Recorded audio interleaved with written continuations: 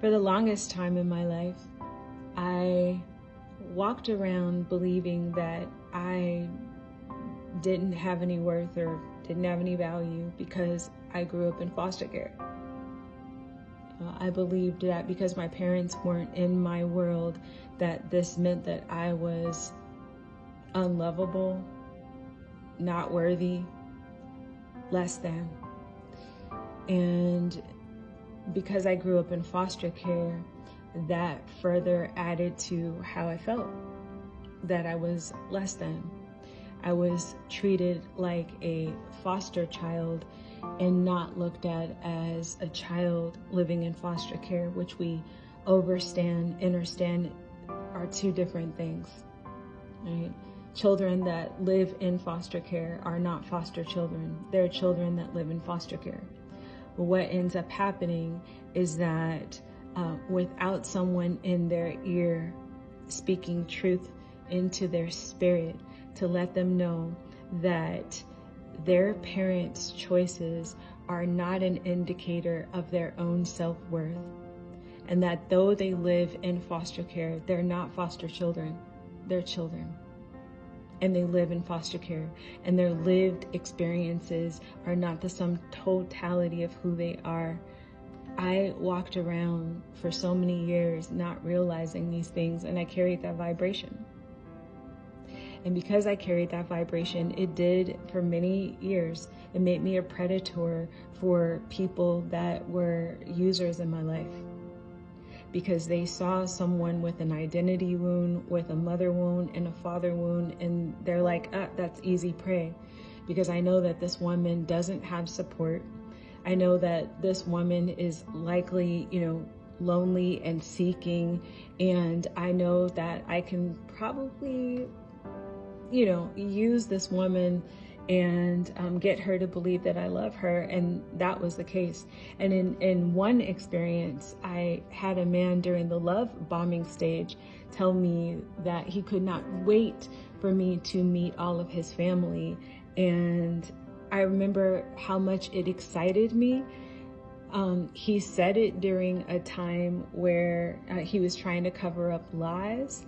And so that was a manipulation tactic. And I remember him dangling that family carrot over me.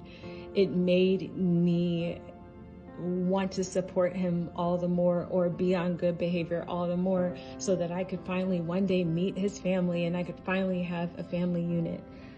And what really has been transformative in my journey is healing the identity wound, and really realizing that my worth and my value has always been intact. It's always been in God. I am love because I come from love. So therefore, I've never been out of love.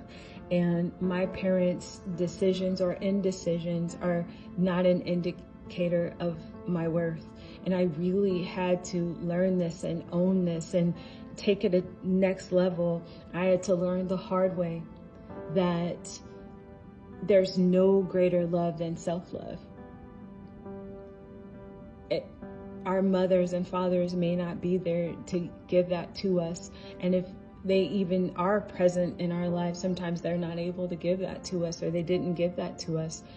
And we've had to learn that self-love is the best love. For many years, I would go and try to reach love, try to find love in dry and barren places, and only ended up spiritually broken and used and misused and abused and all the things, until I said no more. I wanted to understand who I truly am, and I had to really look within and realize that the ways that I grew up had nothing to do with who I am as a person, or an indicator of how lovable I am. And when I figured that out and started to really love myself, my life is changing. And I still have a way to go. I'm still working on the identity wound, and I'm all here for it. No one has ever arrived. The finish line is always moving on our journeys, and I think that that is so beautiful. And now being empowered to know that the self-love is the best love, it ensures that I am no longer prey for anyone. And now I go on and teach youth the same thing. And that's dope.